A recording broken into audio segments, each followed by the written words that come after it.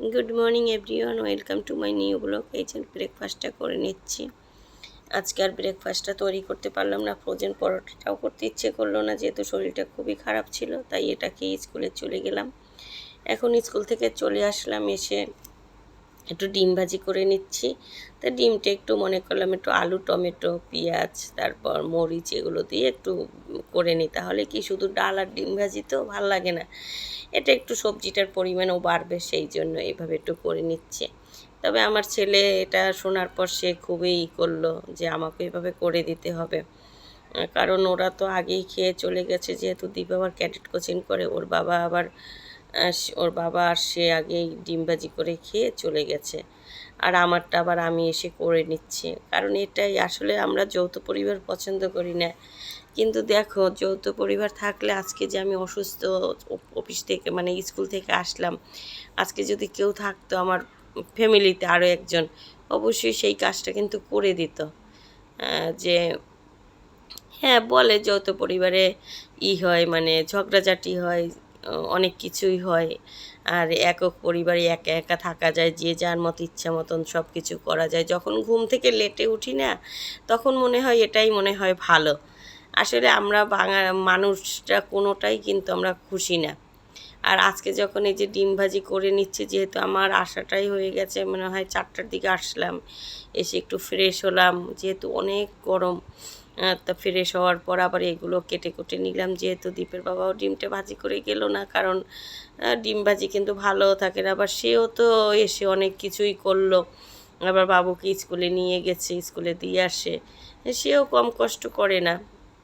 এটাই যে সেটাই মনে মনে চিন্তা করলাম যে একা থাকলে এই একটা সমস্যা। পরে ডিমটা কি করলাম, দেখলাম ওরকম উল্টানো যাচ্ছে না, পরে একেবারে গুঁড়ো গুঁড়ো করে দিলাম। তবে এটাই ভালো লেগেছে, যখন ভাত নিয়ে বসলাম, ডালও ছিল, তবে আজকে ডিমটা দিয়ে না খুবই ভালো লেগেছে। মনে হয় ডিম ভাজিটা দিয়ে আমি পুরো ভাতটা খেয়ে ফেলেছি। তা খুবই ভালো লাগতেছে এটা দেখে। আবার যখন দীপের সাথে গল্প করলাম, ও আর বলল। তা দীপ এখন এটা খাওয়া দাওয়ার পর একটু মনে করলাম দধি খেয়ে নিই, কারণ দধিটা সেই শুক্রবার নিয়ে আসছিল, কিন্তু শুক্রবারের পর আর আমাদের খাওয়াই হয় নাই। মানে দধিটা ওভাবেই ফ্রিজে ছিল। তা দীপকে বললাম যে তোমরা খেয়ে স্কুলে যেও, কারণ আমাদের এখন টাইমটা নাই, মানে হচ্ছে না, যেমন ও যখন থাকে আমি থাকি না, কারণ ওরা আগে এসে আবার আগে চলে যায়। তা ফ্রিজ থেকে বের করা ছিল। তো আমার তো অনেক ঠান্ডা, গতকালকে রাতে অনেক অসুস্থ ছিলাম, তারপরও যে ঠান্ডাটা অনেক সেরে গেছে, একটু খেয়ে নিই। কিন্তু দধিটা খাওয়ার পর না ঠিকই ভয় লাগলো, আসলে দধি তো ঠান্ডাই ছিল। তো হয়ে গেল লাঞ্চ করা। এখন আবার চলে আসলাম বিকেলে, এটা রাতের বেলা, কারণ দীপ বলতেছে আজকে দুধ ছিল না, গরুর দুধ যার কাছ থেকে আনে ওই লোকটা আসেনি। বলছিলাম যে ডিপ্লোমা আছে, সেটা দিয়ে করে দিই, কিন্তু সে বললো অনেক দিন যাবতই সে বলতেছে মা একটু মালপোয়া করে দাও আমাকে। ও পছন্দ করে, কিন্তু আসলে এগুলো তো তেলের জিনিস, ওর বাবাও পছন্দ করে না, আমিও পছন্দ করি না।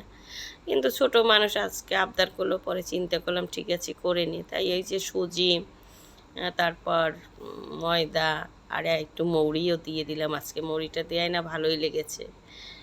আর চিনি সব কিছু দিয়ে এখন একটু গুলিয়ে নিচ্ছি জল দিয়ে। তা বাবু আজকে অনেক আগেই চলে আসছে, মানে স্কুলেও কারেন্টটা ছিল না। আসলে ইদানিং যে কারেন্টে যা শুরু করছে, প্লাস গরমটাও এত অস্বাভাবিকভাবে বেড়ে গেছে যে ভালোই লাগে না। আর কারেন্টেও লোডশেডিং, মানে আগে কারেন্টই যেত না, এখন লোডশেডিংটা অনেক বেড়ে গেছে। গোলানো হয়ে গেল, এখন মনে করলাম একটু ভেজে নিই। তবে প্রথম মালপোয়াটা ভাজতে গিয়ে না পুড়ে গেছে, আর আমারও শরীরটা ভালো লাগতেছে না। তো আসলে কি, শরীর ভালো না লাগলে কিছুই ভালো লাগে না। এই যে এটা একেবারে পুড়েই গেল। তো সে আবার এসে দেখলো, দেখে তার মনও খারাপ হয়ে গেল যে মা মালপোয়াটা তো পুড়ে গেল, এটা আবার কোন ধরনের। মানে সে খাবে, তার সব জিনিস একটু অন্যরকম হতে হবে, মানে খাবে কম, কিন্তু খুব একটু ভালোভাবে খেতে চায়। তো পরপর এখন একটু মালপোয়াগুলো ভেজে নিচ্ছি, কিন্তু মালপোয়াটা খাওয়ার সাথে সাথেই আমি গ্যাস্ট্রিকের ওষুধ দুটো খেলাম, ওমিডন খেলাম। এই কারণে আসলে এই খাবারগুলো না খাওয়া ভালো না, কিন্তু ছোট মানুষ তো মুখরোচক খাবার, এগুলো খেতে ভালো লাগে। এই জন্য খেতে চায়। তো ওর বাবাকেও বললাম, সেও খেলো, সেও আজকে গ্যাস্ট্রিকের ওষুধ খেয়ে নিয়েছে। তা আমি চিন্তা করলাম যে এত কষ্ট করে জিনিসটাও তৈরি করলাম, প্লাস আবার সবারই ওষুধ খাওয়া লাগছে, এটা আসলে তো ঠিক না। আর এই যে মালপোয়াটা না উঠাতেই পারছি না। এই যে এখন মালপোয়াগুলো একে একে করে ভেজে নেব। আর এই কড়াইটা নিলাম, কড়াইটা কেন জানি খালি লেগে যাচ্ছে। তবে তেল আর একটু দিলে ভালো হতো, কিন্তু তেলটা না ইচ্ছে করে একটু কম দিলাম।